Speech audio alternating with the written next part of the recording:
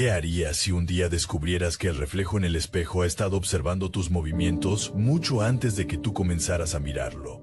El espejo de la verdad. Clara era una joven introvertida, con un trabajo ordinario y una vida que transcurría en la monotonía de una rutina controlada. Su único escape de la realidad eran las colecciones de antigüedades que amaba explorar cada fin de semana. Buscaba algo único, algo que pareciera tener una historia escondida entre sus grietas y raspones. Fue en una de esas pequeñas tiendas polvorientas, ubicada en un rincón olvidado de la ciudad, donde encontró lo que cambiaría su vida para siempre. Era un espejo, grande e imponente, con un marco de madera tallada a mano, gastado por los años. Lo fascinante no era el espejo en sí, sino la manera en que reflejaba las cosas. No era como cualquier otro espejo. Algo en él parecía profundamente inquietante. Al principio, Clara no supo describirlo. Quizás era el ligero tono amarillento del vidrio, o la forma en que la luz se deformaba apenas perceptiblemente. Pero, a pesar de esa sensación de incomodidad, lo compró. Colocó el espejo en su pequeño apartamento, frente a la cama. Era lo último que veía antes de dormir, y lo primero al despertar. Poco después de tenerlo, comenzaron los sueños. Al principio, parecían comunes. Caminaba por calles vacías, escuchaba murmullos, sentía una presencia a su lado sin poder verla. Pero noche tras noche, el sueño se tornaba más oscuro. Las calles se convertían en laberintos y los murmullos, en gritos distorsionados. Lo peor empezó cuando el espejo se convirtió en una extensión de esos sueños. Una madrugada, Clara despertó sobresaltada. Su corazón latía con fuerza, pero no sabía por qué. Miró el reloj. Las 3:33 am. No pudo evitar mirar el espejo. Su reflejo estaba ahí, pero algo andaba mal. El reflejo no parecía seguirla exactamente.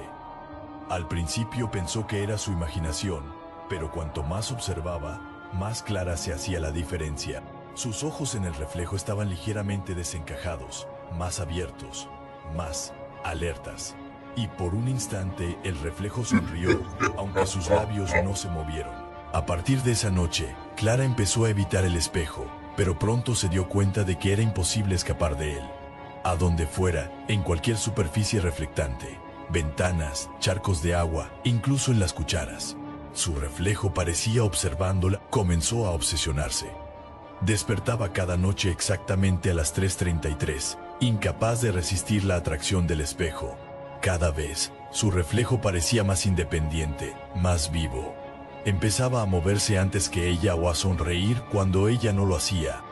Con el paso de los días, Clara empezó a perder la noción de la realidad. Evitaba salir de casa, temerosa de cualquier superficie que pudiera reflejarla. Dejó de comer, dejó de trabajar. Pasaba horas frente al espejo, mirando su reflejo, que ya no la imitaba, sino que vivía su propia vida detrás del cristal.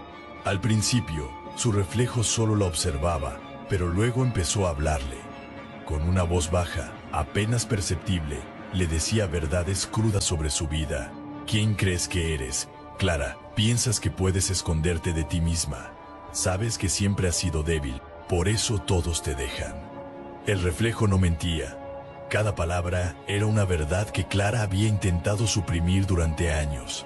Cada crítica era una daga afilada que le recordaba sus fracasos, sus inseguridades, sus miedos más profundos. Una noche, desesperada, Clara rompió el espejo.